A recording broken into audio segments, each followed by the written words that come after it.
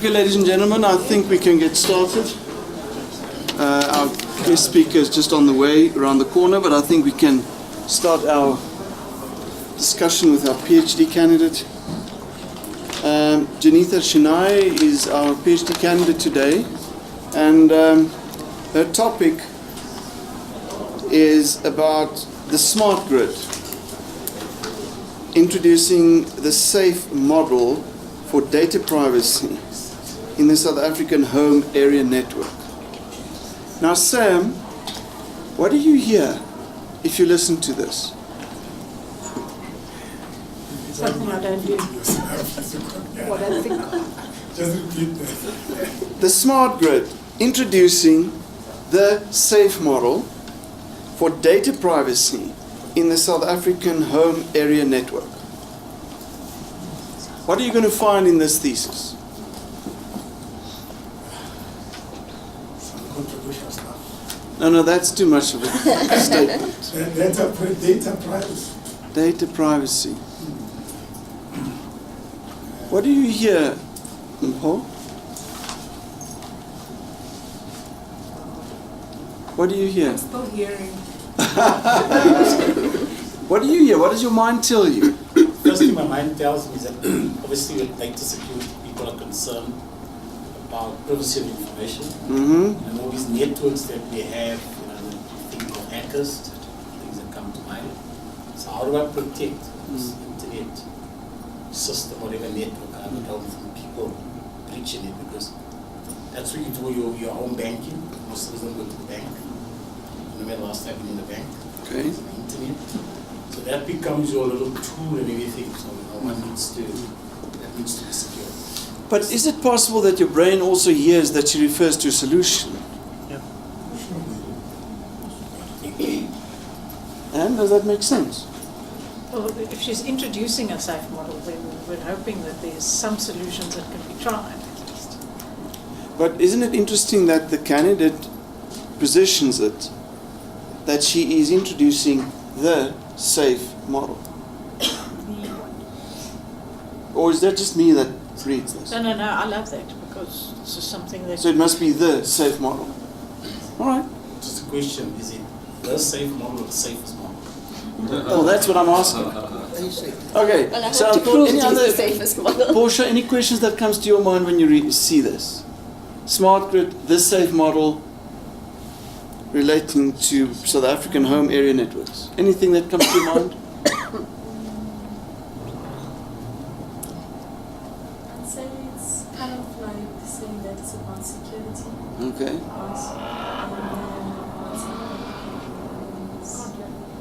Just speak up a little bit. It's about security. Yes. Yeah. Okay. Yeah.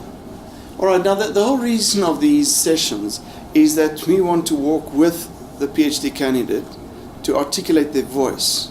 And why I want to start with these probing comments is to make you aware, what does my brain and all the brains in the room hear when you use these words? And I almost hear you've got the solution. Because your title probes my brain to say, here's the solution. Here's the solution. Well, that's what I'm hoping to present, yes. Ah. Now that's an interesting point to start with. So you're undertaking this research journey and develop a critical argument to create a solution. Yes. All right. Are you fine with that? Yes. Charles? Is that Makes sense. does it make sense? But is it a good reason to do a thesis? Yes, why not? Okay. And I just say, Marty? she spelled the safe S with capital E. Yeah, Yes. SAFE. And that makes it. It's an acronym, Okay. All right. so it's twofold. Okay, so we sensitize you, but you want to comment and you'll do that later in Yeah, anyway. later. All right. Yeah, someone to start. You're waiting for her. Yes. So is the SAF in capital the system? SAFE, yeah. SAF Yeah. is that. SAFE, That's safe, the one. F. All right, but I think, Jennitha, it's just to sort of get, where are we in this space? So you create an expectation with your title, and I would almost like to say, so maybe you could share with us a bit around your own ontological and phenomenological perspectives. How did we get to this title? Tell us a little bit more. Okay, in terms of the ontological perspective, obviously it's my reality and my Yes. experiences, and based on my perception of what's the reality out there and the phenomena. So, looking at the environment that we currently live in, and the challenges that we face day to day in terms of wanting to ensure that we are safe in all aspects of our life. I mean, we spend millions of rands going and buying houses in a secure state, for instance, because there's too much of a threat to us. That's just the bigger picture. However, with regards to the thesis that I'm busy with, this takes it down to another level of requesting or requiring that need for safety. In this perspective, you're looking at your information, me as an individual. If you look at the broader perspective of what the smart grid will bring to us, and the fact that information that we currently sits quite protected within our own domain at home will now be available, much more readily available into a larger network. Okay? You want to have that assurance as an individual that your information is protected, and especially now with POPI, the protection of personal information coming into enactment, there needs to be some confirmation that the information that's going to go into this grid is going to be protected, and my information specifically.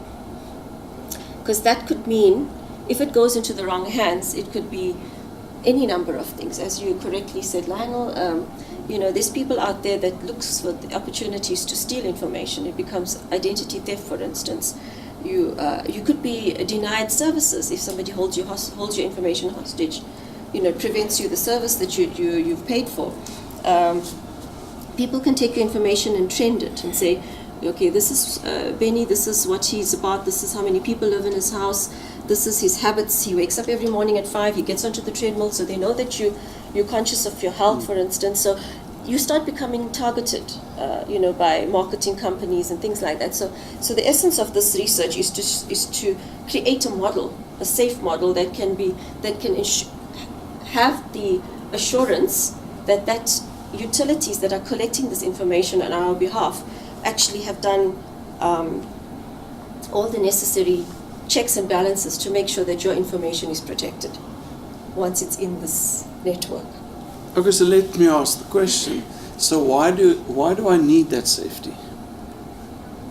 Why don't you need the safety? I mean, the fact that you need the safety because you need that assurance that you are being protected, that you're not going to be vulnerable to all of these things out there. Okay, so we see more and more in terms of social media and technology, modern day, that the need to be exposed is becoming trendy. I want you to know what I do in my house. I want you to know what property I have. I want you to know what my kid's school is. I want you to know much more. There's almost what's this psychological term? It's a public kind of... Yeah. We want, it seems that modern day society doesn't mind people to know. If you take a show like The Kardashians, people want to know. So is the argument that we need safety necessarily the only argument? Well, not necessarily, but I think it's the primary argument in terms of, it's not everyone personally that would, I mean, I don't know in this room, for instance, how many of us would like to put our personal life on show. I personally would not like that.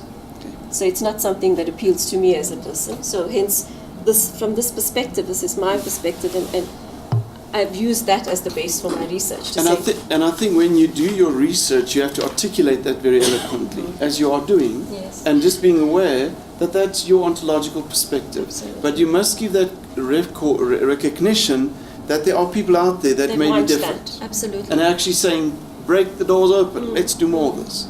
But I want you to articulate that in a very eloquent way. All right?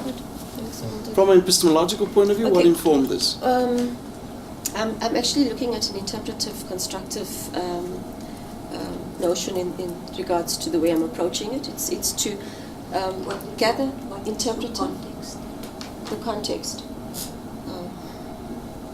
What do you mean? Just being What context are you studying? Where do you work? Oh, okay. Just from background, thank you for that. It's completely. I work for Eskom, so Eskom is obviously, as you all would know, is the state utility for energy. And if you all read the newspapers and you see the amount of challenges that we're currently facing in terms of disruption of services and threat of continuity of supply, it's not something that's just unique to South Africa, though. It's actually a dilemma that many utilities across the world face in terms of meeting the demand, managing the load, and also meeting the customer expectations. So from that perspective, the context and the reason I've actually looked into this is because I'm working in that environment. I come face to face with the challenge on a daily basis, and we've decided as an organization to embark on the smart grid strategy.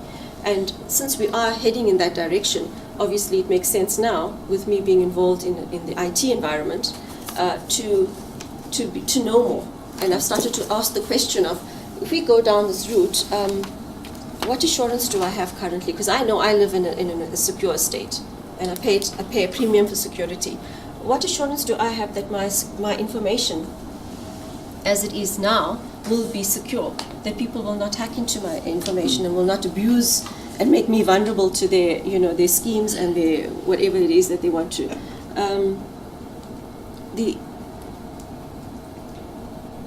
Goodness, I've lost my train of thought. Smart grid. Okay, thank you. Smart grid, we currently have, that's what I was going to say. Currently we have a meter at the end of our properties, where we get a reading that gets done probably once every 3 months. And we do a progressive payment for the other months to say, okay, this is the pro rata payment. And all that the meter displays at this stage is your kilowatt usage for the month, and you get billed on it. Once you've put in a smart meter, which is a vital component of the smart grid, I'll get to the definition of the smart grid just now. There's going to be a lot more information available on these smart meters, because these smart meters actually have the capacity or capability to record information from your various devices that you have in your house. So all of your appliances that you have, firstly, the more intelligent appliances will certainly show that you have a certain affluency level. So those appliances will collect data on your habits. Like I said, your treadmill, for instance, people will know that you're conscious of your health. People will be able to, the data will be able to demonstrate the times that you are in your house and the times that you're not in your house, for instance. How many people actually live in your property? So this is information that's vital to you as an individual. And I don't know how many of you in this room would actually happily say, take that information and do with it as you wish. Because I definitely, I'm not very keen on that. So in the greater scheme of things, the smart grid is essentially a network of, it's a series of smart networks that will exist together, which will control, it will control the entire, from the generation to transmission to the distribution of our electricity. But it will allow for a two-way communication. Currently we have a system that is more or less a single flow of information. This will allow two-way. It will allow demand management to be much more hands-on, to be able to say where the demands are higher and channel the electricity into that type of where it's needed. It will allow with load management as well to say the loads are predicted to be higher in these areas, and get the energy flowing and addressing the loads. And also it will allow a customer engagement, a much more hands-on customer engagement where you can control your consumption. You can also, at some stage in the future, if you decide to cover your house with photovoltaic cells, for instance, where you can generate your own electricity using solar, and you generate more than your own usage, or more than you require for your own usage, you will have the capacity to sell it back into the grid. So in a way, you become your own little independent power producer in a way, So this is where the smart grid enables all of this, and it's going to be very reliant on information and communication, and the advanced technologies in terms of applications and software, and almost a convergence now with OT and IT. Mm-hmm. So that essentially is a smart grid. That's what the future holds in terms of not just the electrical utility, however, it's actually for most of our utilities, water, electricity, various utilities that they're looking at putting something like this in place in terms of a smart grid. So that's the context of my research, if that helps. Thank you, Marty, for bringing me back So onto. this is the future. This is the future. It's being done currently internationally. There's a few countries internationally that already has started with the implementation. And I would say, and I think Henry will probably, Henry Caltenes is my field supervisor, would probably collaborate. I think we are heading that way because we're making those investments already in terms of the metering. Both Eskom and some of our metros are investing in the meters. But we are a good couple of years away still, because there's a lot of dependencies that still needs to be addressed from a South African perspective, policies, regulation, the communication bandwidth, because as I said, it's going to be very data intensive. We will need then for a proper, robust communications network and, So I will assume, Sam, from my interaction, that she's going to have a chapter on describing the notion of smart gridding. Yes. And where it's been worked, what's its origins, how it's been working, and she will provide for when we get to this problem that she wants to address, she will have to provide a critical perspective on that smart gridding as it is, because she wants to now overlay that with a safe model. Yes. But she will have to lay the base for understanding smart gridding. Correct. You want to ask something for her? You started by having a concern with poppy, or mentioning poppy as one It's- of the laws that tries to protect us Yes. against being exposed. So already issues of policy, existing policies, needs to be addressed. This is going to be a strong business case for us to look at the policies that are in place that are meant to protect the consumer, and poppy is one of those. And that's it's got a bigger influence on the deployment of this technology. In terms of the problem case you raised. It's what you're saying is quite true. Hence the need for this type of assurance from a utility perspective, specifically if you're going down this journey, to say that you are now embracing the smart grid strategy, you are rolling out and you're making efforts and project. You are already starting initiating projects towards that direction. It's important now that you start to design your architecture and your landscapes to suit that. And it's a law. I mean, it's enacted already. So there is that need to make sure that your information is protected. All right, so that's the background. So what do you think is what is the objective, the aim and objectives of your study? Well, the objective, the aim is to produce a model that can be utilized by Eskom. That's your outcome. That's my outcome. Okay, I've got my aim. Okay, my aim is to explore the various standards, the safety standards that exist internationally with regards to security, information security firstly, and secondly the privacy, protection of personal information. There are best practices out there that focuses specifically on the protection of personal information, and then to collect all of these and to then bring it into the model, and to ensure that when ultimately Eskom and other utilities can actually distribute power and energy in a more safe, responsible manner and within a safer system. That is the aim of my study. So if that's your aim, what are your objectives? And I'm purely asking these probing questions from a research process point of view. That's your aim, to gather all that data. Yes. What will be some of your objectives that you want to achieve? Well, my objectives is to, well, it's quite closely aligned to the workplace challenges that we have currently. It's to ensure that when Eskom has embarked on this, not just Eskom but the utilities as well, because we have 187 municipalities, and ultimately all of them will be responsible for the aspect of distribution and collection of this information. So the aim is to ensure, the objective is to ensure actually that they have a model that will give them the assurance or provide them the framework that they can utilize to ensure the safety of that information that they're gathering. That's an outcome. It's still an outcome. My goodness. Okay. How do I articulate the objective? All the states So what are the mid and short term and mid term things that you want to achieve to get to that aim?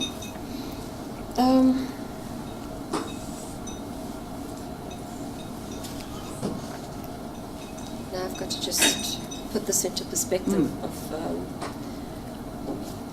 Okay, I'm collecting a whole lot of information around the international best practices, as I said, in terms of the security, what is deemed to be the best practice. I'm repeating myself here. The best practices with regards to a model that can actually be tested, and maybe I should also talk about the way I'm actually constructing this model. But before we get there, yeah. I want us to help you here. Yeah, I'm struggling to understand exactly how to. 100% fine. So if she says her aim is to gather data, is that an aim or is that most probably an objective?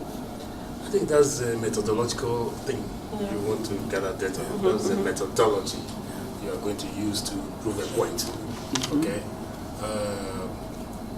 If you talk about the methodology, the only question about methodology is, are you using the appropriate methodology to collect the information? Yes. Before we get to that end. Okay. Now, what you deal with in methodology is whether you are using the appropriate methodology. Yeah. So what you are going to deal with in epistemology is whether you are actually getting that information from the right source. Do you get the point? Yeah. Now, what you are going to be dealing with ontology is the nature of what you are trying to do. Whether the nature is the nature of being of that thing you are trying to do. So you are saying something about the safety, or the safety of information. How are you going to guarantee safety of information in electricity supply and all this stuff? I'm trying to understand, put it in some kind of a context.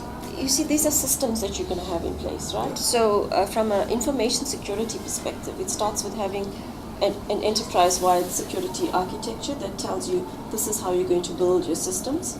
You're going to have policies in your enterprise that says this is how your security is going to be addressed.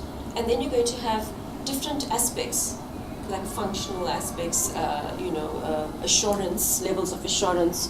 You're going to have different things, like you'll have your, in my model, I've got it now, you'll have your aspects of, introducing things within that, like your trusted certificate of services, for instance, your resource management, how is resource management handled, your notification and signaling of services. So all of these are things that you will build into it based on your information security protocols, right? Your cryptographic services, your detection of leakage. So all of those are things that you will build into your system. So you'll make sure that there's no data leakage, for instance. So these are all things that you will create. You will have a detection if there's any anomalies to these things. Yes, so before we get there, what is the consequence of this data leakage? Like if the data is not secure, the data set of they're not secure, what are the consequences of this insecurity? Well, it goes then to the wrong hands. It goes and ends up with people that do not want to have this information. You have people that can hack into your accounts. They will be able to obtain your passwords because that's what essentially happens. Electricity account. Not necessarily electricity. Okay. It will be information about you as an individual. Yes. And that's far bigger than just your electricity account. Okay, now I get the point. Remember recently there was they said some group of very clever guys in Russia actually found something they put into the information superhighway and they were able to access 1.2 billion secret information of individuals. Yeah, exactly. So 1.2 billion people. And that's exactly what can happen. That's the point I'm actually coming to now. If this is highly a technological thing, okay? Now, and that advances with the advancement of technology. Correct. And the people who are developing that technology and the people who are attempting to sabotage that technology, because they have to understand it first before they could sabotage it. Yeah. So I don't know if what you are developing right now is in sync with the advancement of the technology for you to be able to forestall that kind of a theft. Well, That ideally is it would where be the argument because is. from my background, I've been in IT for 25 years. Okay. And if you look at the types of areas that I'm focusing on within my research, it's essentially just to curb that. It's to be able to detect those. So you will detect these things. You will have intrusion detection, for instance. You will have all of these things in place that will be able to detect the moment. So you have things on your system like firewalls. The moment somebody tries to come into your system, they will pick it up. Yeah. So these are the things that organizations need to have in place, and hence that's the safe model that I'm building, to actually say that these are the essential items that you have to have, and it's aligned to best practices, it's aligned to your NIST framework for security. Okay. So it's. But I want to come in here. I hear there's a lot of detail, Emeka, and you can speak about this subject. And I want you to come in with me, or I'm still asking my question, what is your aim? I'm not sure. And I want us to help you with what is your aim. You talk about a model. Have you already developed a model? Yes. From where? Well, based on the research that I've done. So I've used a qualitative process initially. As I said, it's a interpretive, constructive approach that I've used. So I've looked at all of the research, like literature that's out there. So you did a desktop research? All the literature that's out there? Yes, I've gathered the information basically on like I've reviewed journals on that's internationally best practice journals in terms of security. I've looked at models that have been created. So you looked at this because you wanted to create a model? Well, that was initially not the view. It was, well, let me just start from the Can I just ask that your field supervisor comes in, because he's worked with you for some time. Andy, do you want to help us here? Just let me carry on. Benny, when you look at the wider field, just maybe some observations about the consequences adding to what Jennitha is saying. Some of the international projects has in fact been derailed by, for example, leaks and whatever, not necessarily leaks, just perceptions of leaking, or perceptions of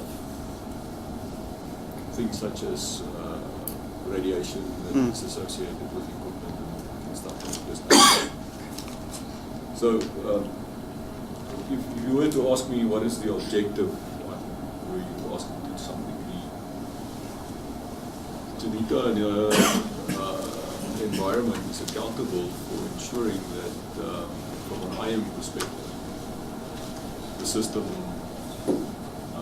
at the end of the day works and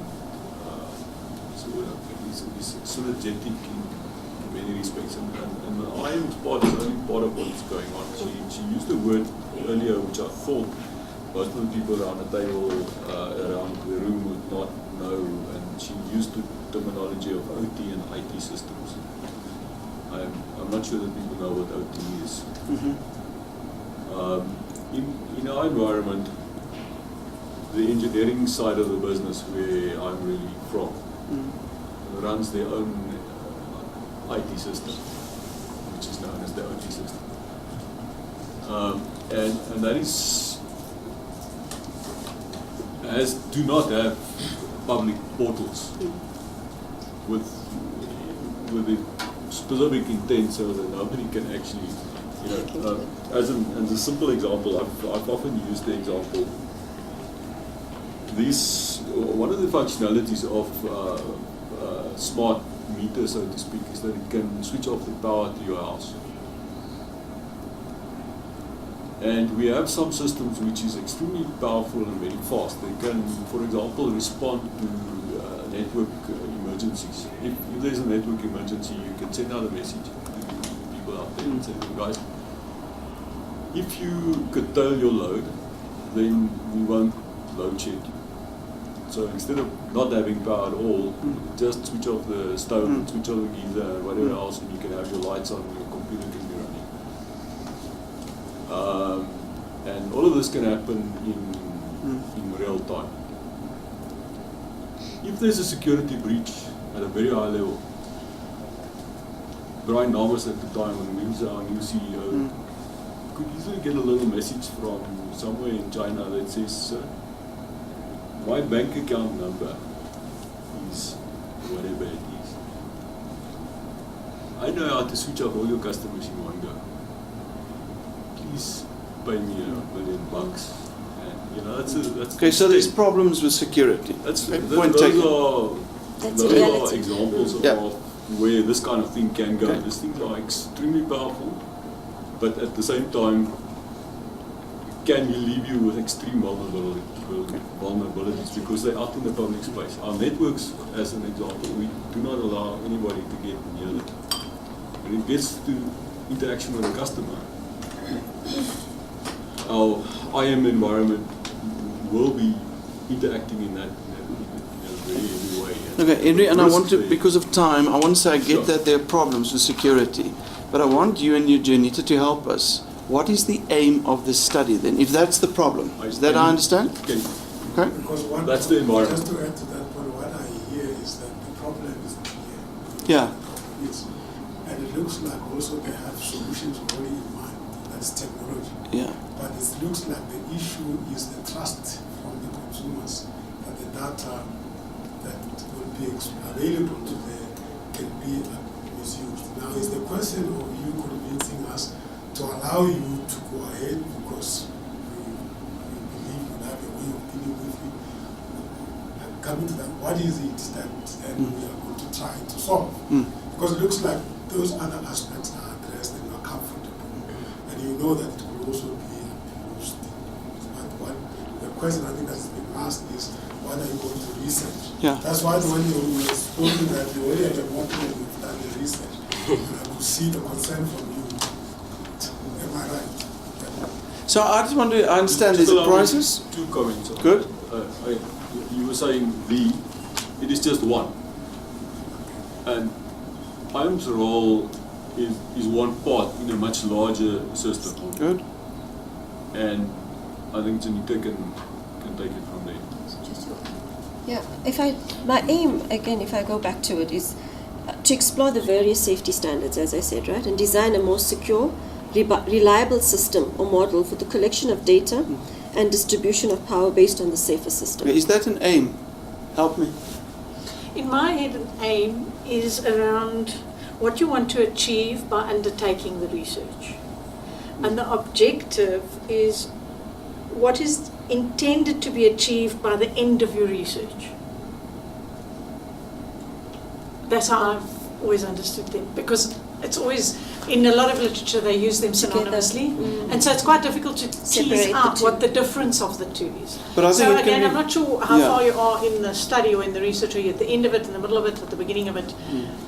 So because then if you've already got a model and you haven't started the research, then it's problematic, because you should be developing the research No, and the that's model what- as a result of that's the what- findings in yes. the research. And if the aim is to explore the literature, that I struggle with that as an aim. Well, the aim is more, it's the outcome Yeah, that but- I actually go But back I think to that's why we must help you constantly. with what is the real aim.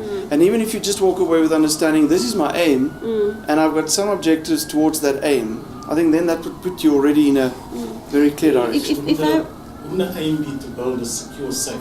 yeah, that's essentially what I'm saying. Aim. The aim Okay, but is that's to, not what you're saying. I think that's what I want to say. Okay, so maybe my where I shouldn't say the aim is to explore, No. but the aim is to produce. Yes. Ah. Or Yeah. develop or So the aim is to develop a secure. Yes. What? It's to develop a secure environment, or a secure secure, trustable environment. So if the person's information is going into it, Yeah, okay, you give too much words almost again. This is Go. a system. okay. Excuse me. link to your Develop a title. secure system. The aim is to provide a secure system for the home area network, the HAN. That's almost that. Yeah, Prof, there's one point I wanted to make as part of what I said earlier. You know, this security, which is the main thrust of your whatever, that it is going to be secure. You know, you would have to demonstrate how secure it's going to be, and this monumental breach that happened, the Russian stuff I mentioned, did they not have some kind of a security? That system that was breached, to steal 1.2 billion. Was that not a secure system? Did they not promise people security already? What kind of security were they having? And yet some clever guys were able to go into it. What you are actually going to do will be higher than that. But I think in Mecca, what's okay, if that's your aim, to create a secure system, your research, one of your supporting objectives could be to explore the possibilities of creating such a secure system.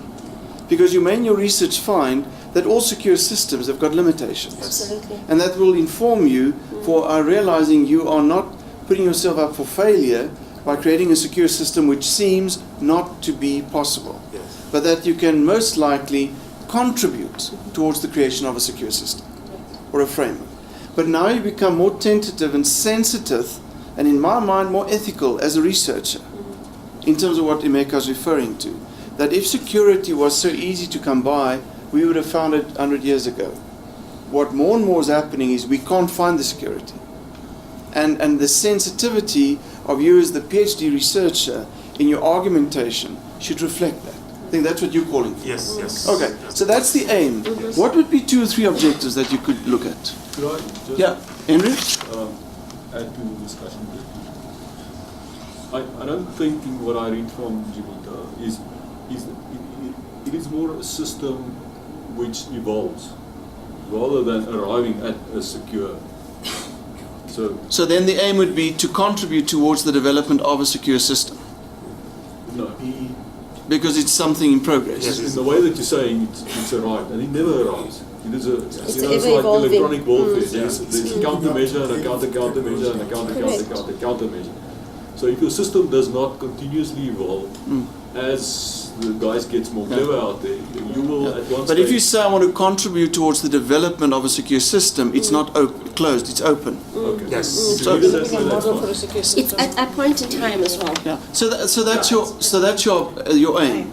Give me 2 or 3 objectives, because I know time, but I want just you to articulate that. What would be the 3 things to achieve that? You're probably going to say you're going to explore the current research. Yes. Fine. So the that's your one objective. Yes.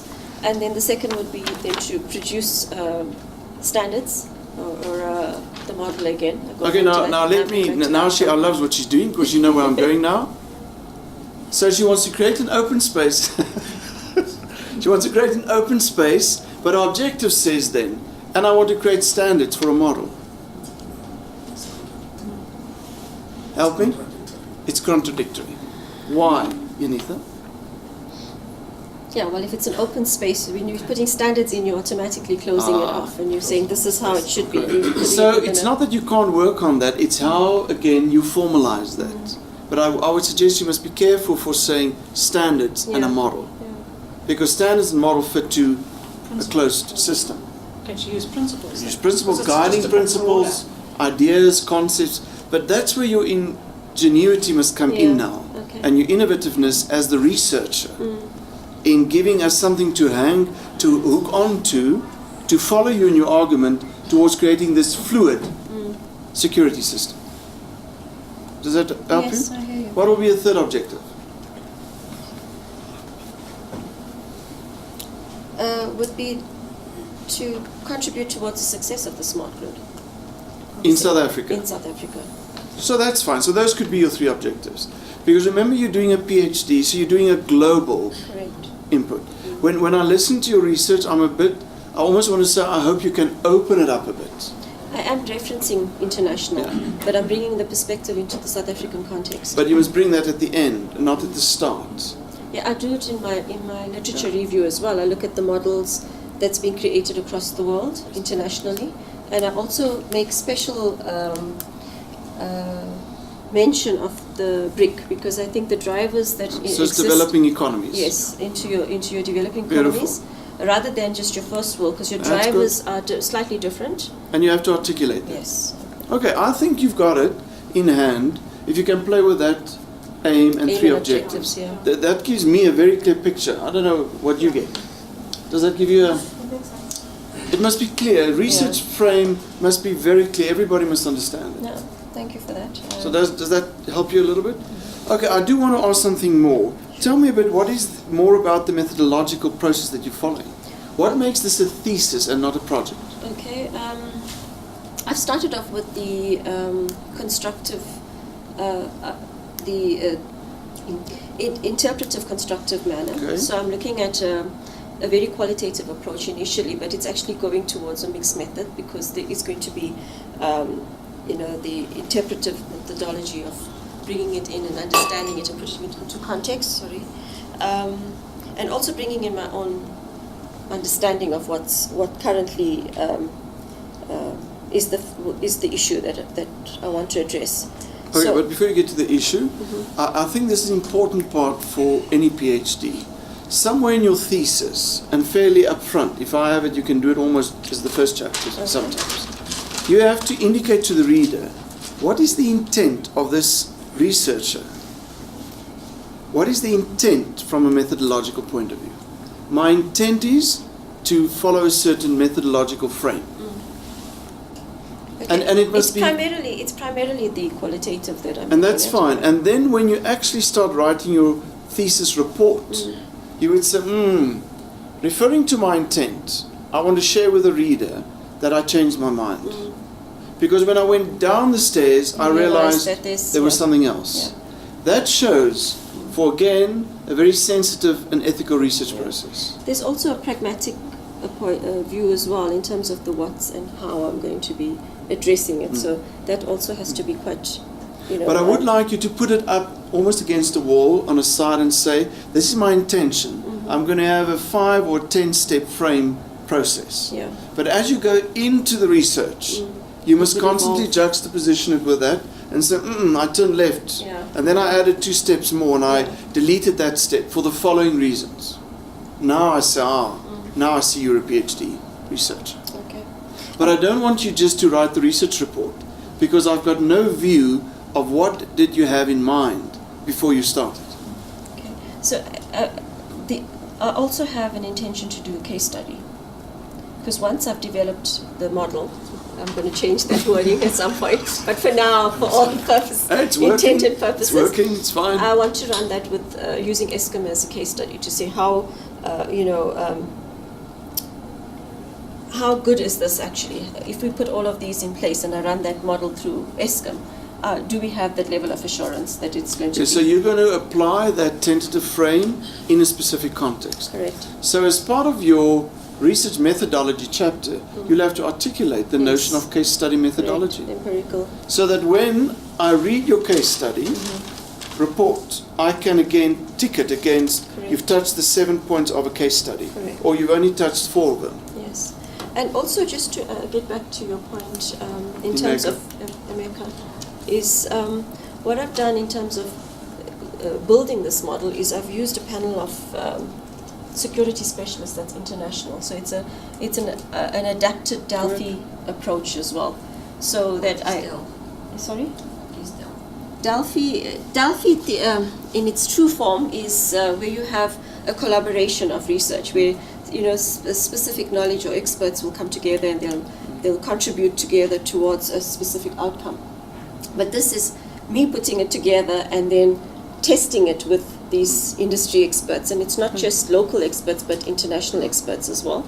Testing this, that from your experience, are all of these things that I'm putting in place, is it adequate? Do you see that as at the right level? And then it's a back and forth confirmation, and then when they give me feedback, then I make adjustments and then circulate it again for comment, and that's the adaptive Delphi. So I think what I hear, she's got a rich understanding of methodological concepts related to qualitative constructivism, interpretive constructivism, case study, of Delphi. It's incumbent on you to articulate those things in your particular frame. And in the right way, right points in the journey as well. And then once you go into the field, to say, where did I change my mind, or where did reality force me to change my mind? But I think your richness or your awareness seems to be rich regarding these. Okay. I just hope that you can Bring it together. just bring it together. Just synthesize that. Otherwise, it can almost feel like you built one room and you added another room. Disjointed, yeah.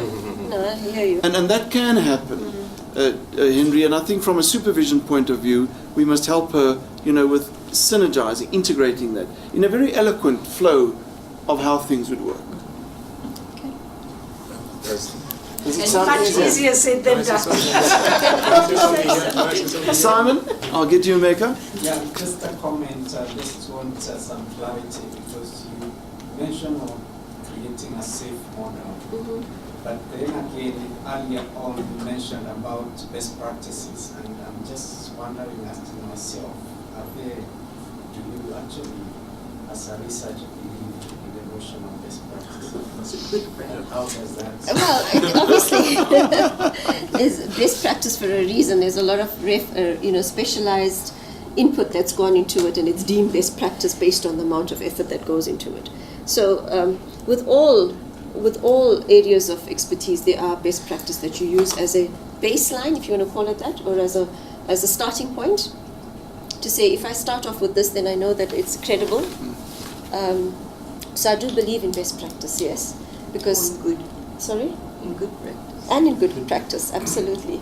But I think what Simon is making you aware of, and I think that's valuable, be aware from your ontological perspective. If you are more tentative, Yeah, I hear what you're going. and then from your research argument you talk best practice, you're almost talking the imperative. There's a contradiction in this. And Simon, it brings us to an important point for all of you working on your research. You are building a critical, logical argument. And I must hear your voice as the reader, examiner, from the first page up to the last. So when I hear your voice, singing alto in chapter 2, and then in chapter 4 you sing soprano, then I say, oh, wait a bit, this is a bit problematic. It could happen, but it's a bit problematic. So just be aware, he's sensitizing you of that integration of that. Martin, you wanted to ask something? I would like to say, because I've now taken over as an academic supervisor, because she had no feedback from the previous one, that when I found Jennitha about two weeks ago, I found it was totally a pragmatic research. And it happens very much that in a work environment that people take a case study, they are working with the case, and now they want to turn it into a research. It's almost a project. And it doesn't work if you don't look at it right from the start as an academic research report. And you bring in everything. You bring in your design, and you've got to think about your rationale, and everything is actually built on that right through your design. Okay, but I think between you and Henry, you guys will now craft We will that. help that, yeah. And how does following on that, how does the fact that you are practically working on the project in your company help you or disadvantage you in this? I will comment on that. Well, let's ask another. Do you want to answer on that? So your question is, how does working She's in the field and she does research in the field. in that same field? Well, I think that as long as, almost like from a grounded theory point of view, or if you're looking at a phenomenon, you declare up front that you're immersed Subject. as the researcher, and therefore you have an element of subjectivity, and then Yes. you put in place what you mitigate, how you mitigate Yes. that. So, for example, her panel of experts that she refers to are going to be the people that would control or support making sure that she doesn't just carry through that bias, an internally focused bias, so that you do go outside. And I think that's well articulated. Emeka struggled with that when you did your research. He's in the construction space and he wanted to create a solution for construction. And the biggest challenge that he had is to stand outside of it Yes. and to admit his subjective involvement. So I don't know if you just want to make a short comment on that. How did you escape that? I think if you look at, I think if you take a theoretical perspective, and if you begin to think about the theories that are relevant or govern, they govern the thoughts behind your thesis, that's when you begin to see it as something that is isolated, and you begin to isolate yourself from it. Sort of distant. Yeah, distant. The subject will now be a bit different from you. You have a reasonable distance. But it is the theory that's going to guide you. If you have to theory, because theory is based on natural principles. These things are respecters of nobody. It's like the natural law and the rest of them. So if you get to that point, then you will be able to distance yourself from there and look at it from what it is. I believe that is what ontology would probably teach. And I think what also happens then, you become more a reflective practitioner. Yeah. So you're in the project, but you become a reflective practitioner. You don't have a need anymore to say this is the truth and this is the only truth. You say this may be and this could be. You become more tentative because you don't have that pressure to say this is it. So how does one contact himself when you are in the discussions about it? You can't, if you are in real life discussions with colleagues, and then you take that reflective practitioner role, how does that affect you practically in your relationship? Well, I think, Sam, what will happen is she will see that she becomes more inclusive. A lens will widen. She will see the landscape. She won't only see the object. She will see the total social system. And she will make the people who's working with her very aware of it and say, guys, there's a bigger picture here. She will even say, let's draw the lens back more. Maybe there's more. Not because she can see it, but because she's sensitive to it. But don't feel the pressure to give the correct answer. Don't do that. You don't need to do that. And make a last comment? Yeah. We get to see if you do a problem analysis of probably situational analysis of what is happening in the security of information right now. Okay, you will be able to get an idea of all the problems that exist there. Because you see, when if you are developing a model that will be a solution, it must be able to encompass all the problems, all the relevant problems. It's like a physics set theory, you know, when you are doing something in a physics set. You'll be able to, there is a boundary of existence. So if you stretch it beyond that boundary, it is now probably going beyond the scope of relevance of that particular thing. But within that boundary where those things are relevant, you have to know the problems that exist in that, within the boundary. And every solution that is going to take care of each of those problems, that's going to form your model right now. So it is not about one particular solution being more important than the other. But because the point is that if any problem or any factor is relevant in that particular situation, no other thing is going to replace it in the function that it plays. Do you get it? I get the point I'm actually making here. So institutional analysis of what is existing will be part of your case study. And now what you are going to bring in will be a solution to all these issues you are going to find in institutional analysis, from problems to wherever and all those stuff. You get a point? Okay. Are we helping you, Jennitha? Yes. So I hope from the audience that there will be people who will link up with Jennitha afterwards, whether it's on methodological aspects. I think she's working on a matter that's of interest to all of us. We're all part of the 49M. We're all part of the security and the systems, and so I hope that some of you can take hands with her. And I really want to say, please feel welcome. Don't be bothered to do more and more reflection. Don't. Put it out there and ask people. But I hope that we could at least help you to get your aim and your objectives clear. Absolutely. Because that becomes like an anchor. And that's the scope of your research. You don't get tempted outside that, you work with that. All right. Any last questions from your side?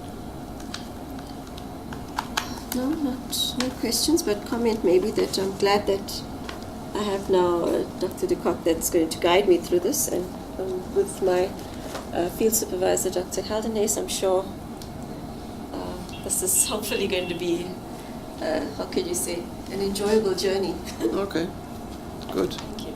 Is there any pressing questions somebody want to ask her? Anybody? Just Martin? one comment on SAFE.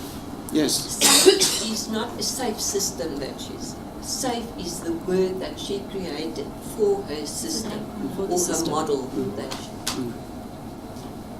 And we are cautioning and say, be careful for these models, because you are not knowing, and you don't need to know.